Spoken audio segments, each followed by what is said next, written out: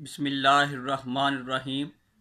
अल्लाह के नाम से शुरू जो बड़ा मेहरबान और नहायत रहम वाला है। अस्सलामु अलैकुम। मैं हूं मोहम्मद उस्मान अली भट्ट। आज का ये जो मेरा वीडियो का अनुमान है ये खुसूसी तौर पर बेअदब तबका और अगर कोई नबी करीम सल्लल्लाहु अलैहि वसल्लम की बेअदबी कर दे तो उसके हवाले से है कि उसके बारे में इस्लाम और शरीयत का क्या हुक्म है। ये जो बेअदब तबका है अगर इनको इन्हीं की किताबों से हवाले दिए जाए तो ज़्यादा बेहतर होगा, क्योंकि उनको इसको समझने में आसानी होगी। इब्न तैमिया का ये जो शागिर्द है हाफिज़ इब्न कसीर, वो या अय्युहल्लज़ीना आमनु ला तरफ़ऊ इसकी तशरीह में बयान करते हुए कहता है कि ऐ ईमान वालो अपनी आवाज़ नबी करीम सल्लल्लाहु अलैहि वसल्लम की आवाज़ से ऊंची ना करो। अल्लाह पाक यहाँ पे मोमिनीन को दूसरा अदब सिखा रहा है। जब भी तुम नबी करीम सल्लल्लाहु अलैहि वसल्लम की बारगाह में हाजिर हो तो वहाँ पे अपनी आवाज़ बुलंद ना करो। अब देखिए यहाँ पे वो जुमला कोड करता हुआ कहता है कि अगर कोई नबी करीम सल्लल्लाहु अलैहि वसल्लम की आवाज़ों से अपनी आवाज़ ऊंची करे तो उसका ईमान ज़ाया हो जाता है। तो जिन उल्लुमा कराम का काम ही यही हो कि नबी करीम सल्लल्लाहु अलैहि वसल्लम के जो नक्स है वो बयान करने है नहीं, जानबूझ का बना करने हैं। और कोई ये कहे कि नबी को आज के दौर में उनसे मांगना हराम है, कोई ये कहे कि नबी मारकर मट्टी से मिट्टी मर गए हैं, कोई ये कहे कि नबी मनोमन मट्टी के नीचे दबे हुए हैं, यानी कि इस तरह के जो अल्फाज यूज़ करे तो उसके बारे में क्या हुक्म होगा। गुस्ताख और गुस्ताखों के चेले नबी करीम सल्लल्लाहु अलैहि वसल्लम के बारे में गुस्ताखाना बोल कर और अपने इल्म के बलबूते पर अवाम में दोस्त दांधली करके बच जाते हैं। और अवाम समझती है कि इनके पास बहुत ज़्यादा इल्म है, ये बहुत ज़्यादा नेक हैं, बहुत ज़्यादा परहेज़गार हैं। मगर इनकी मिसाल मैं ऐसे ही दूंगा कि जैसे एक अतर का एक तालाब है बहुत बड़ा और उसके अंदर पेशाब का एक कतरा डाल दिया जाए, तो जिससे क्या होगा कि जिसको भी पता होगा वो उससे दूर रहेगा, उससे बचने की कोशिश करेगा। ये सारे मामलात को मैं आपको एक या दो मिसालों से समझाने की कोशिश करता हूँ। आम आवाम को समझाने के लिए ये जो सारा मामला है उसके लिए मैं एक मिसाल पेश करता हूँ। उम्मीद है कि आप इसको आसानी से समझ जाएंगे। एक 80 साल का बूढ़ा जिसने 60 साल के बाद अपनी बीवी को 3 तलाक़ें दे दी, और जब उसका गुस्सा ठंडा हुआ तो कहने लगा मेरी तो तलाक हुई कोई नहीं। जब ये मामला उलमा कराम के पास पहुंचा तो उलमा कराम ने फरमाया कि तुम्हारी तलाक हो गई है।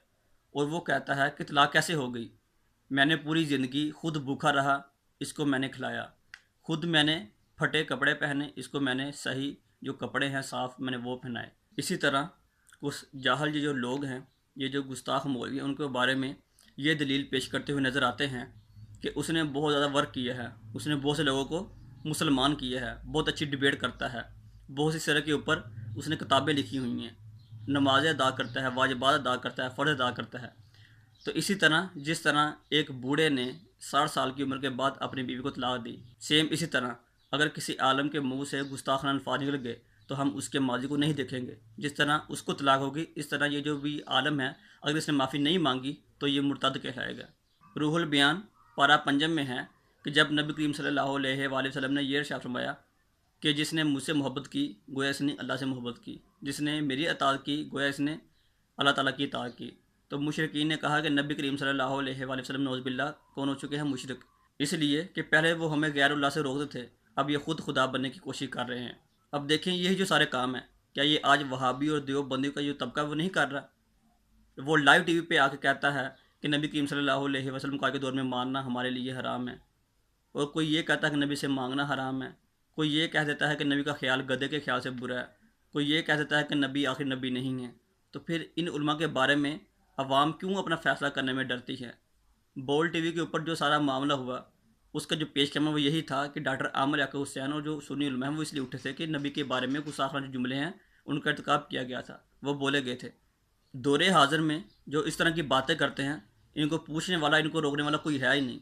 माजी में अगर कोई बंदा इस तरह का इर्तिकाब करता था तो फतवों की भरमार हो जाती थी, उनकी जो ज़ुबान है वो निकाली जाती थी, इनको दर्दनाक जो अजाब है उसकी जो है सज़ा वो दी जाती थी। मगर आज के दौर में कोई परवाह नहीं, सरेआम फ्रीडम ऑफ स्पीच और फ्रीडम ऑफ एक्सप्रेशन के नाम पे गैर मज़हब जो लोग हैं जो कि मुसलमान नहीं वो तो करते हैं, अब आपने भी करना शुरू हो गए हैं। हज़रत अबू बकर मंजर रहमतुल्लाह अलैह फरमाते हैं कि जमहूर मुफस्सरीन इस बात के ऊपर मुतफिक हैं कि जो नबी करीम सल्लल्लाहु अलैहि वसल्लम की गुस्ताखी करे उसको कत्ल कर दिया जाए, और यही امام شافعی کا مذہب ہے، اور بالکل سیم یہی حضرت ابوبکر صدیق رضی اللہ تعالیٰ عنہ کا یہ جو قول ہے اس کے مقتضی ہے، کہ جو کہ احادیث کی روشنی میں بیان ہو چکا ہے۔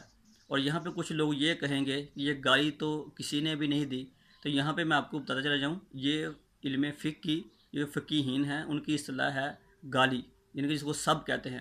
تو اس سے مراد یہ نہیں کہ جس طرح کہ ہم اپنے علاقوں میں، اپنے کلچر میں، ٹریڈیشن میں جس طرح کہ ہم گالی نکالتے ہیں، بلکہ اس سے مراد وہ گالی کو کہا جاتا ہے جو کہ توہین اور بے ادبی کے اوپر قائم ہو۔ اب یہاں پہ یہ جو وہابی و دیوبندیوں کے لیے جو ان کے امام ہیں اس کا میں فتویٰ پڑھتا ہوں، پھر آپ کو واضح ہو جائے گا کہ ڈاکٹر ذاکر نائک کے بارے میں ہمیں کیا عقیدہ رکھنا چاہیے۔ ابن تیمیہ کا فیصلہ ہے کہ بے ادب و گستاخ کے کفر میں شک کرنے والا کافر اور بے ایمان ہے۔ اور اب جن لوگوں کو بہت زیادہ شوق چڑھا ہوا ہے نا کہ وہ ڈاکٹر ذاکر نائک کو سپورٹ کریں، عام عوام اور یہ جو علماء دیوبند، علماء اہل حدیث ہیں، اب وہ اس قول کو پڑھیں ابن تیمیہ کو، اور اپنے ایمان کی حفاظت کریں۔ اور اب دیکھتے ہیں کہ امام ابو یوسف کیا فرماتے ہیں۔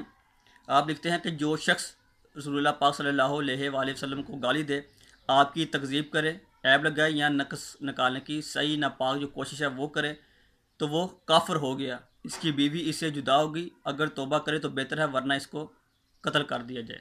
امام محمد فرماتے ہیں کہ تمام علماء کا اس بات پر اتفاق ہے کہ حضور کریم صلی اللہ علیہ وآلہ وسلم کو گالی دینے والا، یعنی کہ بے ادبی کرنے والا، آپ کی شان اقدس میں نقص نکالنے والا کافر ہے، اور اس پر عذاب الہی کی وعید جاری ہے۔ تمام امت کے نزدیک اس کی سزا یہ ہے کہ اسے قتل کرے۔ حوالہ شرح شفاء القاری جلد دوم صفحہ نمبر 393، کفار الملحدین صفحہ نمبر 51، اصارم المسلول صفحہ نمبر 4۔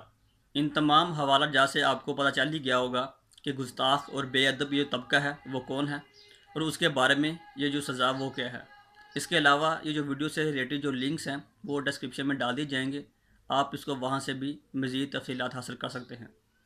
اب تک کے لیے اتنا ہی، انشاءاللہ نیکسٹ ویڈیو میں نیکسٹ منقصر پھر حاضر ہوں گے۔ تب تک محمد عثمان علی بٹ کو دیجیے اجازت۔ اللہ نگہبان۔ اگر آپ کو یہ ویڈیو پسند آئی ہے تو لائک بھی کیجئے اور اپنے دوستوں کے ساتھ اسے شیئر بھی کیجئے۔